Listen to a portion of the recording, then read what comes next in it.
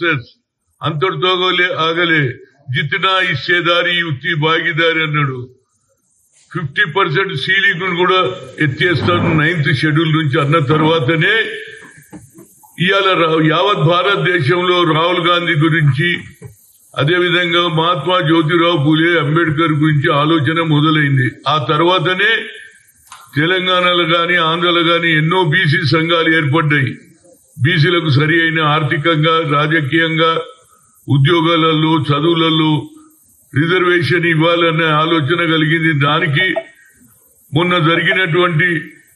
ఏదైతే గుజరాత్ లో కాంగ్రెస్ సమావేశంలో రాహుల్ గాంధీ గారు ఒక మంచి మాట అన్నారు ప్రైవేట్ సెక్టర్లలో కూడా రిజర్వేషన్ ఇవ్వాలన్నాడు ఇంతవరకు కేవలం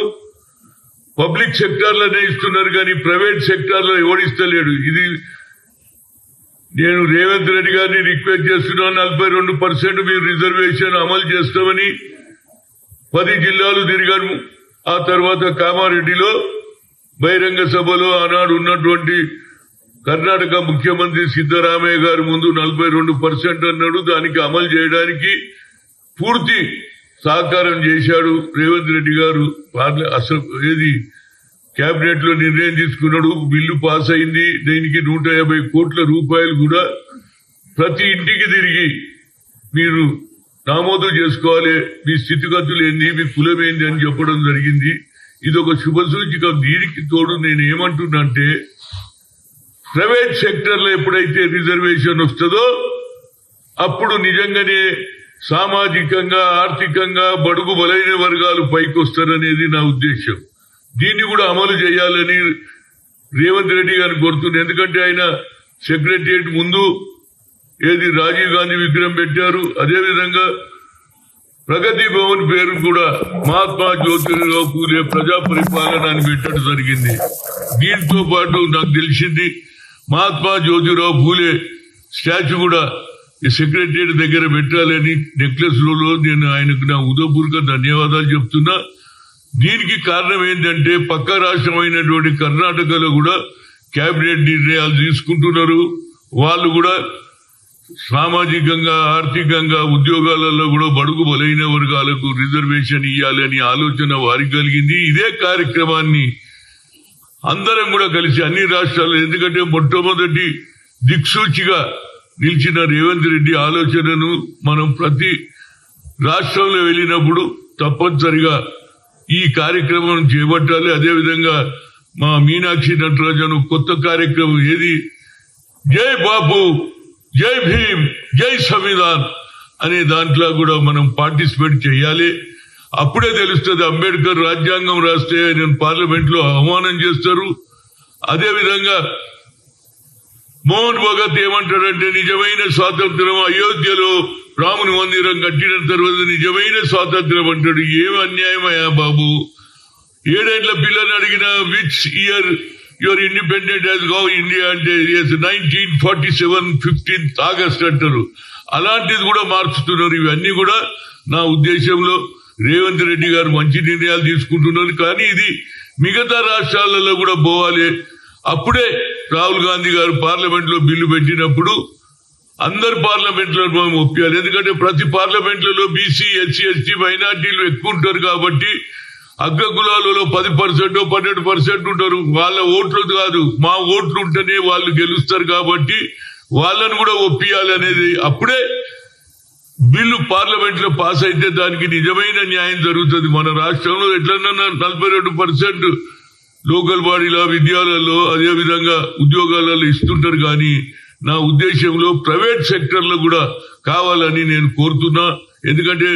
అన్ని నిర్ణయాలు బాగానే తీసుకుంటారు రాహుల్ గాంధీ చెప్పిన నిర్ణయం తీసుకుంటారు కాబట్టి రాహుల్ గాంధీ నిజంగానే ఈ దేశానికి ప్రధానమంత్రి కావాలంటే కులగణ ఆయన అన్నాడు జనగణ అన్నాడు జనగణలో కులగణ కూడా పెట్టాలంటున్నా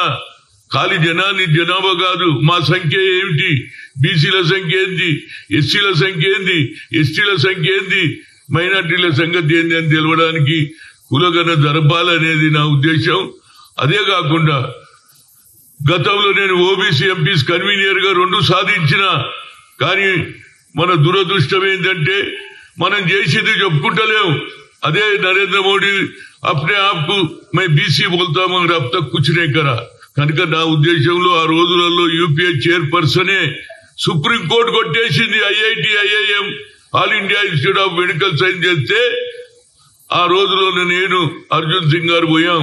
madam talent is not anybody's property God has given to everybody అన్నాం ఏం చేయాలి అన్నారు why don't you put a word because supreme court has denied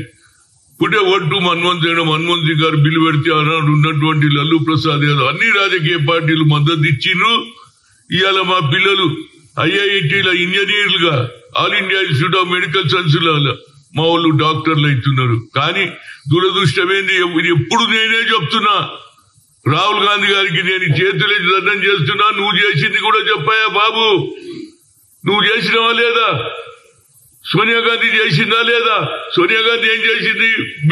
bill పెట్టించిందా లేదా అందుకు బిల్ పాస్ అయింది కొన్ని వేల లక్షల మంది ఇంజనీర్లు అవుతున్నారు డాక్టర్లు అవుతున్నారు మీరు ఒక పని చేసిర్రు మీరా కుమారికి చెప్పి అప్పుడు సోషల్ జస్టిస్లు ఉండే ఎస్సీ ఎస్టీ ఓబీసీ ఈ మూడు అట్లనే ఉంటుండే కానీ అంటరాని తరం మీద ఎస్సీలకు ఎక్కువ అడ్వాంటేజ్ ఉంటుండే మాకు తక్కువ ఉంటుండదు కాబట్టి దాన్ని సెపరేట్ చేయమను సెపరేట్ చేయించిన ఘనత నీదే నువ్వు మీరా కుమారికి చెప్పి చేయించినవా లేదా కానీ రాహుల్ గాంధీ గారు కూడా మాట్లాడలేదు మన పార్టీ వాళ్ళు నేను ఎప్పుడు మాట్లాడినా నేనే మాట్లాడుతున్నా ఎవడన్నా చెప్తున్నాడా ఐఐటి ఐఐఎం లో రిజర్వేషన్ తెచ్చింది Congress under the leadership of Sonia Gandhi అంటున్నారా ఇవాళ కులగణ జరగాలని ఆలోచన చేసింది కూడా రాహుల్ గాంధీ ఆ కులగణతో పాటు గతంలో యూపీఏ చైర్పర్సన్ గా యూపీఏ కాంగ్రెస్ గవర్నమెంట్ లో ఎవరైతే మన్మోహన్ సింగ్ ప్రధానమంత్రి ఉన్నాడో ఏం చేసింది అది కూడా రాహుల్ గాంధీ గారు మీరు చెప్పండి బాబు మీరు చెప్తే అందరికీ తెలుస్తుంది మీరు చేసింది చెప్తలేరు ఆయన చెయ్యంది చెప్పుకుంటున్నారు 25 లక్షల కోట్ల మందికి నేను ఏది బిలో పావర్టీకి వెళ్ళి పైకి తెచ్చా ఇప్పటిదానికా లెక్కలేదు ఎవరు తెచ్చినారో బాబు అంటే దాని లెక్కనే లేదు కనుక నా ఉద్దేశంలో రాహుల్ గాంధీ గారిని ఏదైతే గతంలో యూపీఏ చేసి ఆయన కూడా చెప్తే చాలా మందికి తెలుస్తుంది అనేది నా ఉద్దేశం నేను ఓబీసీ ఎంపీసీ కన్వీనర్ గా ఎన్నో మీటింగ్లు పెట్టా ఎంతో ఏది సాధించడం మిగతాది సాధించాలంటే కులగణ జరిగింది అదే విధంగా ఆర్థికంగా సామాజికంగా ఉద్యోగాలలో రావాలంటే రాహుల్ గాంధీ గారు అపోజిషన్ లీడర్ గా పార్లమెంట్ లో బిల్లు పెట్టినప్పుడు అన్ని రాజకీయ పార్టీలను ఏకం చేసి బిల్లును పాస్ చేసుకున్న రోజే నిజమైన న్యాయం జరుగుతుందని మీడియా మిత్రులకు చెప్తుంది ఎందుకంటే నిన్న ఏది మహాత్మా జ్యోతిరావు విగ్రహం కూడా పెట్టాలని ఆయనకు ఆలోచన వచ్చింది అదేవిధంగా ప్రగతి భవన్ పేరు కూడా ఏది మహాత్మా జ్యోతిరావు పూలే అన్నాడు అదేవిధంగా రాజీవ్ గాంధీ గారి విగ్రహం కూడా సెక్రటరియట్ ముందు పెట్టారు నేను కూడా గతంలో ఆయన చనిపోయినప్పుడు ఏది సోమాజిగూడలో విగ్రహం పెట్టాను అదేవిధంగా కాకినాడ ఖమ్మంలో కూడా పెట్టాను నిన్నగాక మొన్న యాజ్ ఎ స్పోర్ట్స్ ఆయన ఎంకరేజ్ చేస్తుంది కాబట్టి కొట్లాడి ఆయన పేరు పెట్టించిన కానీ విగ్రహం లేదు ఆ విగ్రహం కూడా మనం పెట్టియడం జరిగింది దానికి అందరూ కూడా వచ్చారు మన మినిస్టర్ వచ్చారు కనుక నా ఉద్దేశంలో ఫ్యూచర్ లో బడుగు బలైన వర్గాలు పైకి రావాలంటే కులగణ జరగాలి ఆ కులగణను అమలు చేసే కెపాసిటీ కేవలం రాహుల్ గాంధీకి ఉన్నది దాన్ని మనం ముందుకు తీసుకుపోవాలని మీడియా మిత్రులను చెప్తున్నా మీరు కూడా ఎప్పుడన్నా రాహుల్ గాంధీ గారు వచ్చినప్పుడు అడగండి మీరు ఐఐటి ఐఐఎం లో రిజర్వేషన్ తెచ్చిండ్రు దాని గురించి ఎందుకు చెప్తలేరు ఆయన చెప్పకపోతే ఎట్లా తెలుస్తుందండి నేను ఎన్నిసార్లు చెప్పినా యూపీఏ చైర్పర్సన్ చేసిందని చెప్పగలరు కానీ మన నాయకులు కూడా ఎవరు చెప్పడాయో ఎందుకేమో నాకు నా పేరు చెప్పకుండా బాబు సోనియా గాంధీ చెప్పండి రాహుల్ గాంధీ అని చెప్పండి ఎందుకు ఇట్లా మన 10 మందికి చెప్తే తెలుస్తుంది అనేది నా ఉద్దేశం మరొకసారి రాహుల్ గాంధీ గారు కూడా రాష్ట్రానికి వచ్చినప్పుడు అడగండి ఏమండి మీరు చేసిందెందుకు చెప్తలేరు నరేంద్ర మోడీ చేయండి చెప్తున్నాను అంటే ఆయన కూడా చెప్తే తప్పనిసరిగా వచ్చే పార్లమెంట్ సమావేశంలో ఈ బిల్లు పెడితే అందరు పార్లమెంట్ దగ్గర తిరిగి దీన్ని జయప్రదం చేస్తే ఫ్యూచర్ మనకు ఉంటుందనేది నా ఉద్దేశం ఇదే ఆలోచనను తెలుసుకున్నటువంటి బాబాసాహెబ్ అంబేద్కర్ రాజ్యాంగంలో ఏది బ్యారిస్టర్ అయి ఈ దేశానికి రాజ్యాంగం రాసిండు దాన్ని కూడా ఇవాళ ఏది అమలు చేయకుండా ఇంకా ఆయన మీద నిందలు మోపుతున్నారు అమిత్ షా 6 సార్లు చేసేసి ఇది ఒక ఫ్యాషన్ అయిపోయిందన్నాడు ఆ మోహన్ భగత్ ఏమంటాడంటే దేశం స్వాతంత్రం వచ్చింది ఎప్పుడంటే అయోధ్య రాముని గుడి చెప్పినట్టే అంటాడు. ఇవన్నీ అబద్ధాలు చెప్తే పిల్లల భవిష్యత్తు ఏమవుతుందని నేను బాధపడుతున్నా. కనుక మీడియా మిత్రులారా వాస్తవాలు రాయండి. పిల్లలకు చదువు చెప్పే బదులు ఇది కొత్త చదువు చెప్తున్నారు, దీన్ని మీరు ఆపడానికి ప్రయత్నం చేయమని మీడియా మిత్రులను కోరుతున్నా.